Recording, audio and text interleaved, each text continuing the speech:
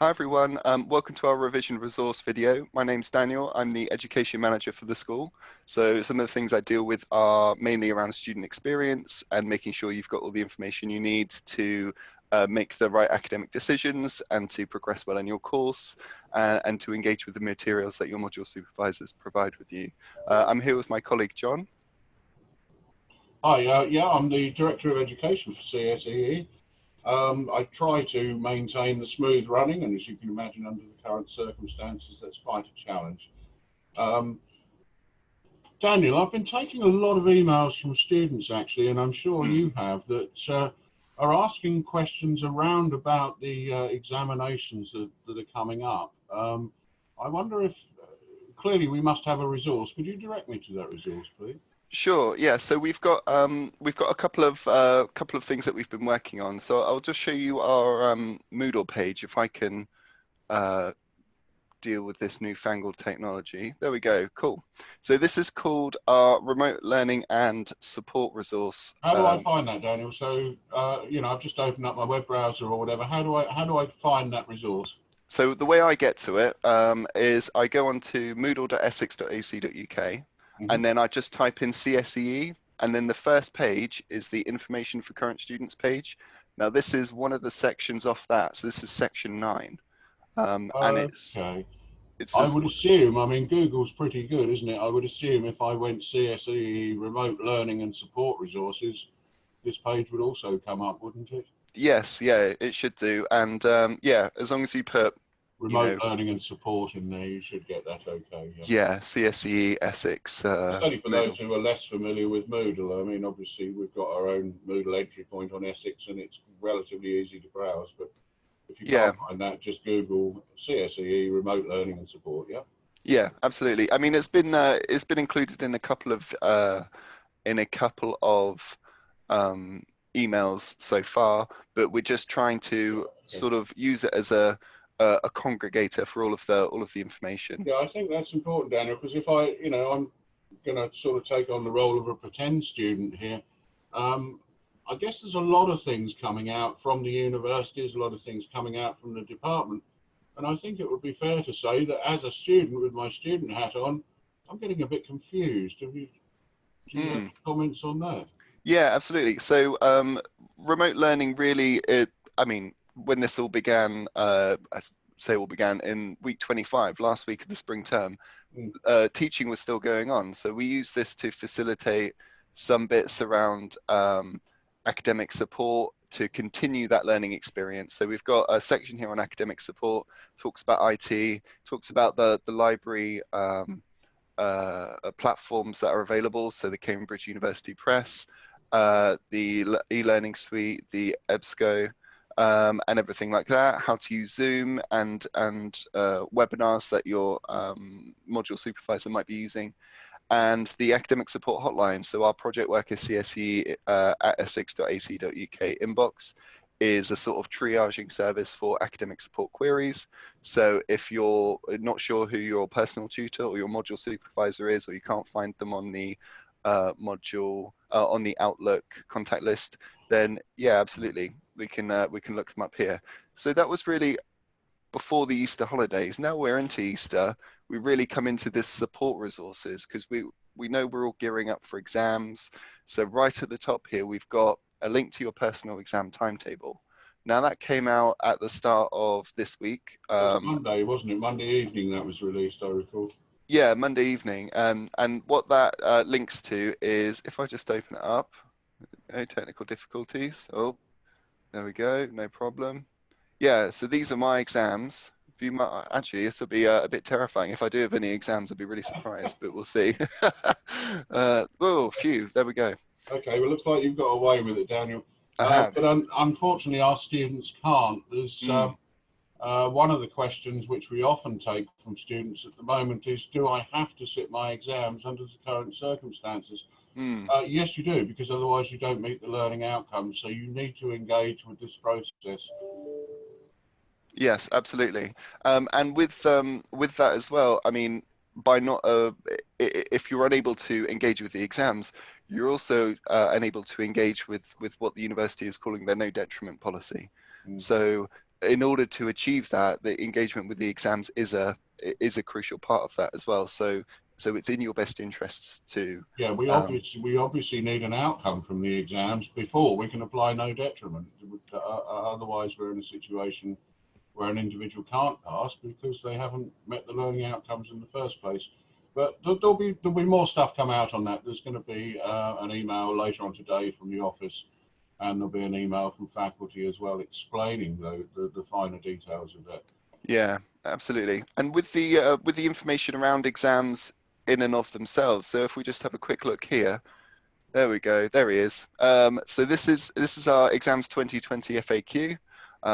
This is put together by John, and there's a lot of stuff in here. So logistical arrangements, the academic standards for all of our exams, the scope of them. So what kind of questions and how widely they come in, what applied knowledge is, what bookwork is, a bit about academic integrity, how we are quality assuring your learning experience and making sure that your learning outcomes are proper, to use that in the sort of legal sense of the word, and also how to prepare. I mean, we are creating rubrics, we're creating videos, but really this is just sort of signposting to that.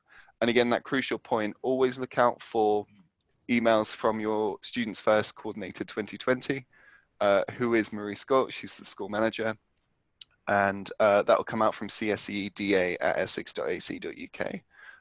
So that's the FAQ that's up there at the moment, and that's right at the top there. That's the exam section that we're keen on promoting. Excellent. Brilliant. So we've got a bit here about the virtual campus. So I don't know about you, John, but I'm a bit forlorn about not being able to go on campus, and I know it's for a very good reason. But one of the reasons I'm a bit melancholy about it is I have a number of potted plants in my office. Yeah, me too, Daniel. Yeah. And I'm sure they're hardy and everything like that, but I'm not sure that they can go through spring summer 2020 without being watered. So I sort of know what I'm going to see when I go in there: crispy brown plants all drooping down, and I can't stand it. However, failing Well, that. look on the plus side. At least you haven't got a tiger like you've got in the background, Well, or exactly. you're keeping a budgie in there, which I know somebody did once. Well, yeah. Hope. I don't know. It could have. The campus might have rewilded. So if Campus Cat gets hold of the budgie, then at least Campus Cat is fed for another day. I hadn't thought that. Actually, the campus cat must be getting pretty hungry by now. But I know he lives in Wivenhoe with an old lady, so I suspect he's probably gone home to his proper owner. Yeah, there we go. You heard it here first on CSEE Revisioncast. Right, but in case you are missing campus and you want to know what you can access remotely, we've got details of a virtual campus here. So we wanted to try and pull information from all of the emails that were coming out and just to put them as a repository into one place. So here we've got bits around CSEE, so this is specific to us, bits about the Moodle archive, things that, queries that would be answered if you go into the school office. So, that's the sort of virtual substitute for that. Here we've got health, wellbeing and emergency support, so bits around security. If you are on campus and if you are living in halls still, then, bits around that, out of hours support. Again, we've got SU advice and stuff around the COVID-19 hotline. So it's all there, all things that have been signposted to us. But the thing is, with emails, they often get lost. I don't know about you, John, but I'm not very hot on inbox management. I'm a bit chaotic with that. So even though I know something's got loads of information in it, I might not necessarily save it or mark it as important or anything, Yeah. which is why I think this is quite a good way of just coagulating all of that into one point. I don't know if that's how you think as well, and that's how you try and preserve information. Yeah, I think you've got to have an island where you go to where you're going to know where to get stuff from. And if I've got my student head on now, that's one of the critiques that I have about many systems is there's so much information coming out, but which one's germane, which one's important to me and which one isn't. And I think out of all of these things, there's some lovely stuff on here, But the big question as a student I'm asking is, when's my exam? Well, the timetable's out now, so that question I think has been answered. Mm. Do I have to do the exams? Yes, so that one's been answered. And the no detriment policy, which was alluded to, no detriment is applied after the examination process has taken place, where quite simply the exam boards are going to look at your performance in the exam relative to your previous performance to ensure that no detriment occurs to people's degrees. But in short, you have to take the exam. Yeah. No, absolutely. So the final bit round here is a little bit softer maybe, but social media and online communities. Now, I know that there are lots of, I mean, I'm not subscribed to all of these. I'm not really on Facebook either as well. So, but there are lots of, or Twitter for that matter. I'm not very connected, John. I don't know about you, but I'm not very hip or down with the kids. Well, But no, I think it would be fair to say that I'm not either. The main thing I engage with is email, and I find that branches off to some quite surprising places anyway. I have got friends who use nothing but Facebook, and of course you get a Facebook notification on email, so you can always go and look at their latest pics and so on. But I don't tend to wander far beyond email and Facebook, to be frank. oh, that's true. That's true. So on here we do have some signposting to different communities. So this is all the student communities on campus and societies. You've got the SU on here, who we collaborate quite a lot with on Instagram, Essex University Instagram. So lots of things which there are the official channels. There are the emails that come out, and they are black and white. And if anything happens that or you contravene any of the guidance, we can say, look, well, you were emailed about it, and that's fine, and that's good for some things. But here, there's just obviously a lot of guidance on there, a lot of bits from the societies. This is coming out in a sort of softer way, so we really don't want that to be left behind as a sort of way of students keeping in touch with the institution, but also keeping in touch with each other. So that's important up there. Finally, just down here, we've got a whole range of questions that you will, as students, will probably have, and we have created an answer to most of them on here, with all of the relevant details for that. Finally, if there's something on there that you haven't been able to see as answered already, feel free to ask a question. So I've seen lots of sites like this before, Daniel. So someone will ask something in 1865 or something, which is still awaiting an answer. How often is this visited? So what this does is this generates an immediate workflow which goes straight to the project worker inbox, and what students will do is receive a reply from the project worker inbox when the end of week 25, so beginning of the beginning of the Easter holidays. Over that weekend, we averaged around a 20-minute response time to these questions.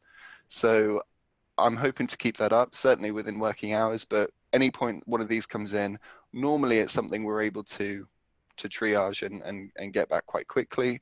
If it is something that we need to pass on, certainly within 24 hours, we get at least a holding response back to the student direct. So cool. Yeah, okay. So that's so that's our Moodle page. If any of our students have anything that they want to see up on there, or if they do want more information about a specific thing, or indeed for us to make a video about a specific thing, do let us know. Project worker at csee@essex.ac.uk. A lot of students who have some confusion are writing to the general office, the CSEE office. Now, obviously, the office is dealing with many things, exam preparation particularly, and the people in there probably aren't the best one to answer the questions. Whereas, of course, if you go into this help page that you've just shown us, you're going to get an immediate answer to the questions you're asking, assuming that the answer isn't already there. So this is a great way to get that response that you're looking for, rather than just sending your email off and wondering what's going to happen. Yeah, absolutely. So I think it's a lot of it's about the university as a whole, it's very hard to think, how do I as a student engage with that institution? How do I ask a question of, you know, a company that employs thousands of people and is a bit faceless in that sense? Well, we're trying to put a face on it with these role inboxes and with these functions to get involved and ask a question and that sort of thing. So Yeah. it is a very good.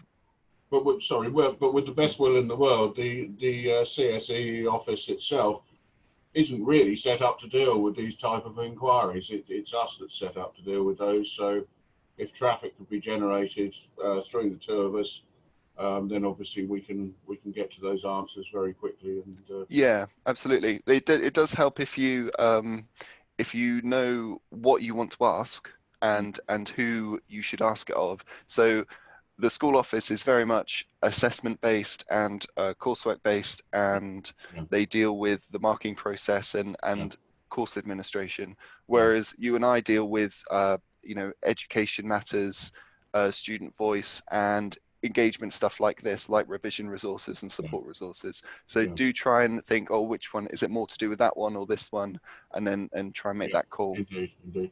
And if you're going to ask a question of us, fine, but ask the question, because often what we get is an email that isn't asking one question, it's asking lots and lots and lots of questions under different contexts. So want to ask a question, put a bullet point, ask the question, you get an answer to that question.